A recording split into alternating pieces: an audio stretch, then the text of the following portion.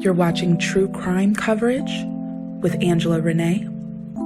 Don't forget to hit that like button, subscribe to my channel, and go ahead and hit that notification bell.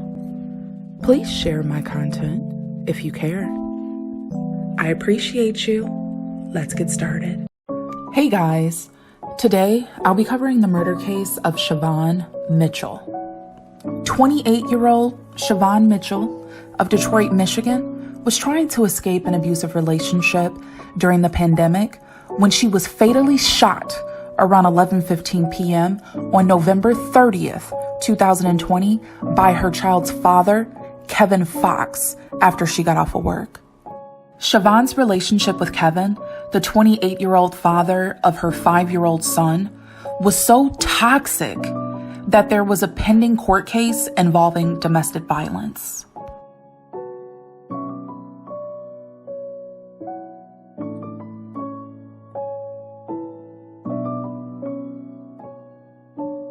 Had been several physical altercations before the actual murder. He had strangled her and tore the artery in her neck. She was very sweet, very meek, very mild-mannered.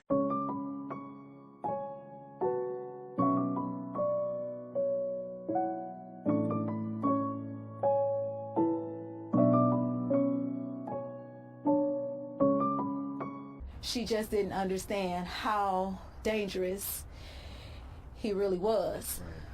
And when she found out, it was too late. She was coming from work, so she thought that she may have been safe because she was just doing her normal thing. Mitchell's family says they were getting cryptic text messages from Fox, Bragging about what he had done when we couldn't even find her.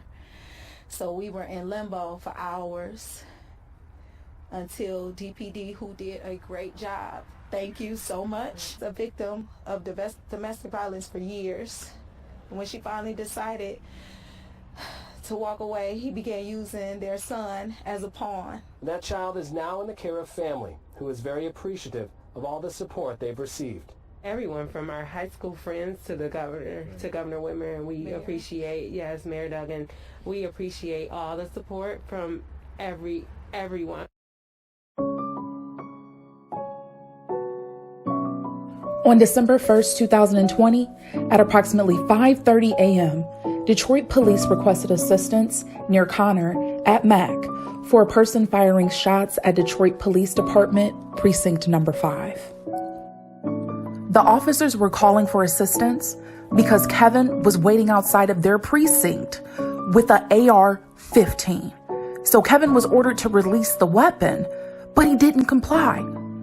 Kevin opened fire on the building and a scout car. Shards of glass were flying in all directions. A Detroit police officer was injured in the face by shards of glass. So guys, during the standoff with police, Kevin was shot and killed.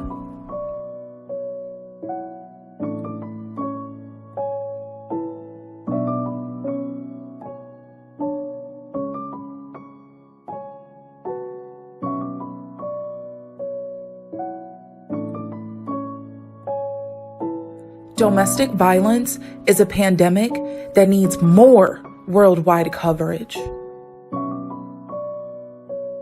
Shavon was very passionate about emboldening women in abusive relationships, so much so that she wanted to create a foundation specifically for that purpose. To honor Shavon's memory, her family plans to start the Beauty Over Abuse Foundation.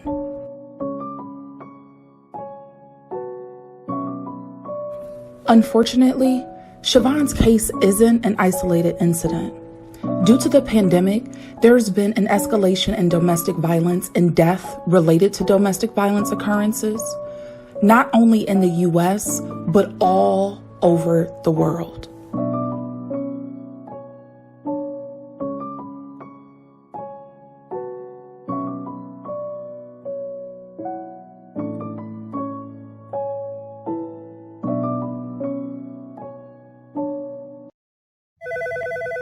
In Chicago, the calls for help are constant. Has he ever forced sex from you? On March 30th alone, the Illinois Domestic Abuse Hotline received 104 pleas for help, their highest number in a year. As the number of COVID-19 cases grows across the country, so do the abuse calls. In New York, domestic violence calls are up 30% compared to last year. Boston is reporting a 27% increase in aggravated domestic assaults, and Seattle has seen a 16% jump. The uptick is creating a backlog in services, making it difficult for shelters like Safe Haven in Fort Worth, Texas. Shelter Director Catherine Jacobs says 70% of their intake calls are now about coronavirus.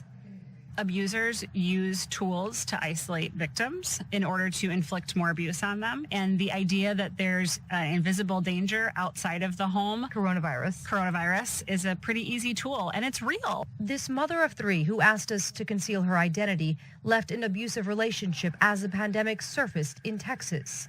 It's stressful. It's stressful to have to think about shelter and, food and finances and a virus. A lot of women are embarrassed. Don't be embarrassed. And when women are seeking advice, don't make them feel dumb, because that will make them minimize things, and you won't know how serious it really is.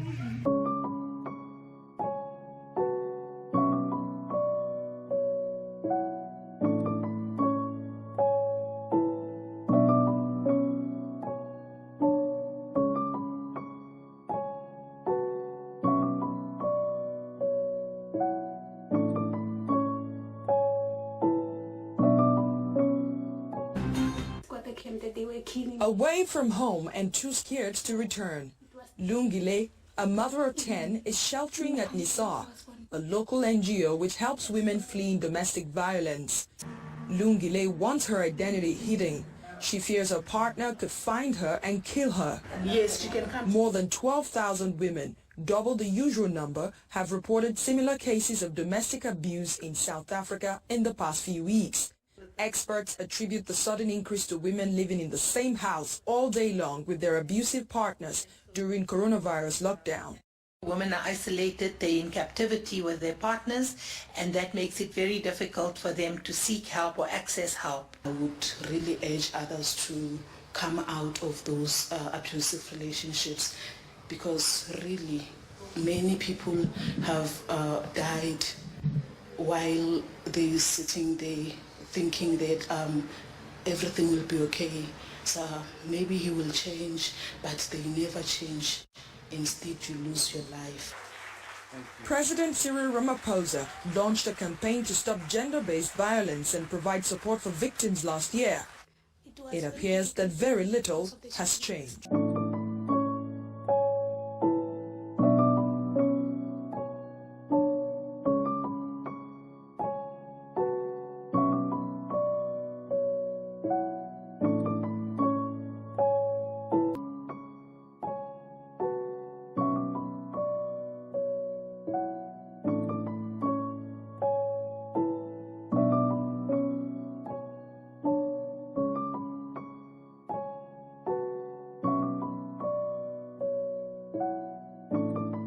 Week, the National Domestic Abuse Helpline reported a 120% increase in the number of calls it received in one 24-hour period. Now, while we have not yet seen a sustained rise in reports of domestic abuse to the police, this increase in those seeking help for this hidden crime is extremely concerning. And be in no doubt, there'll be absolutely no let-up in our operational response. Anyone in immediate danger should call 999 and press 55 on a mobile if they are unable to talk. Let me repeat that again. Anyone in immediate danger should call 999 and press 55 on a mobile if you are unable to talk.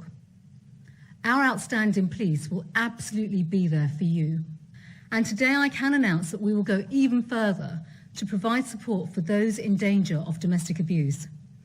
And I'm launching a new national communications campaign to reach out to those who are at risk from abuse, highlighting that they can still leave home to get the support that you need.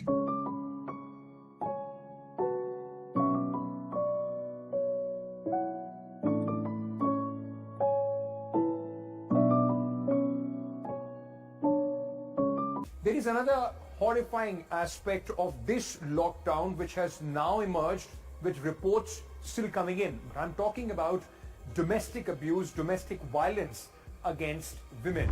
There has been a sharp increase in the number of cases according to the National Commission for Women, which said that about 69 cases have been reported from 24th of March to 1st of April. A very, very disturbing scenario as far as the rising number of domestic violence cases is concerned. 1 or 2 complaints every day I am receiving directly on my email ID. In spite of they are sending many complaints on our ncw.nic.in, our website. They are registering their complaints there. They are sending me personal emails. They are sending my members directly. They are even sending to my staff. This time I've seen different kind of complaints because of the lockdown. Women are not being able to reach to the police, and they don't want to go to the police because they are afraid that if husband comes out from the police station after a day or two, again he will torture, and she can't even move out.